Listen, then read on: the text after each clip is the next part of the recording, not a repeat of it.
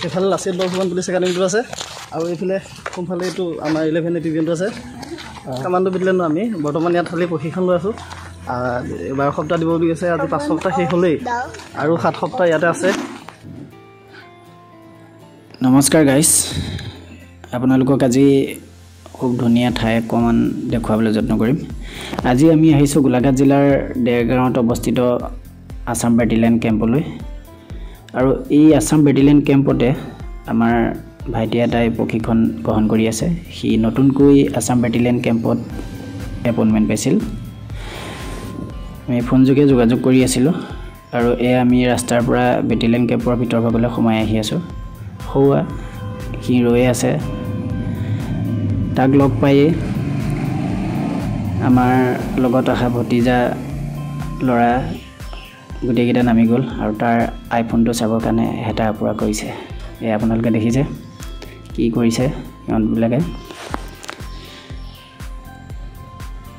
ইয়াৰ পিছতে ময়ো নামি গ'লোঁ আৰু নামি পৰিৱেশটো চাবলৈ যত্ন কৰিলোঁ আমি যিহেতু আবেলি ভাগত উপস্থিত হৈছিলোঁ পৰিৱেশটো খুব সুন্দৰ আৰু মনোমোহা হৈ আছিল চালেই চাওঁ চাওঁ লাগি আছিল আমাৰ পৰা নবৌ মাক নবৌ সৌ নবৌ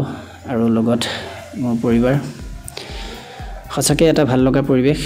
আৰু মোৰ লগত যিহেতু সৰু দাদাও আহিছিল আৰু সি আমাৰ বিকাশৰ লগত যিকেইজন বন্ধু আছিলে সিহঁতৰ লগত কথা পাতি আছিল আৰু লগতে এয়া দেখিছে ভাইটি ভতিজা সকলোৱে ফটো উঠাত ব্যস্ত হৈ আছে পৰিৱেশটো সঁচাই বৰ ভাল লাগিল আমি বৰ্তমান ইয়াত খালি প্ৰশিক্ষণ লৈ আছোঁ 12 সপ্তাহ দিব বুলি কৈছে আজি 5 সপ্তাহ শেষ হ'লেই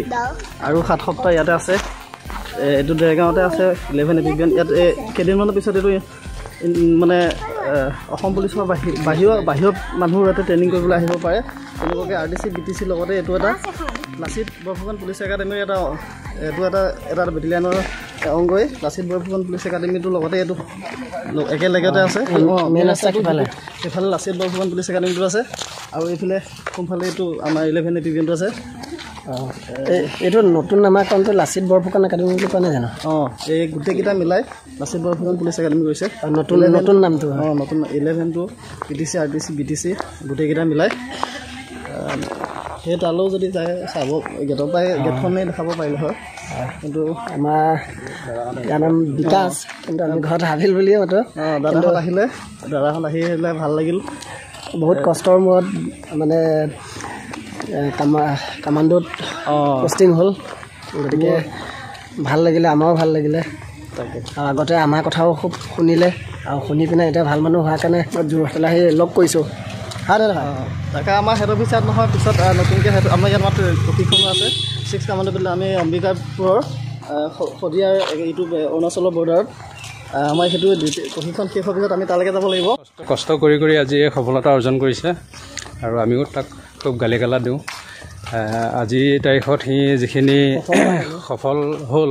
সেইখিনি দেখুৱাৰ কাৰণে আমি বহুতখিনি তাক ধন্যবাদ দিছোঁ আৰু ভাল পাইছোঁ গতিকে সকলোৱে যাতে এনেধৰণে জীৱনত আগবাঢ়ি যাওক আৰু তাৰ সুস্বাস্থ্যৰ লগতে ট্ৰেইনিংটো সফলভাৱে কৰি সুখীয়াতে জীৱনটো মানে যাতে সুখ অনুভৱ কৰক তাকে মানে আমি ধন্যবাদ জ্ঞাপন কৰিছোঁ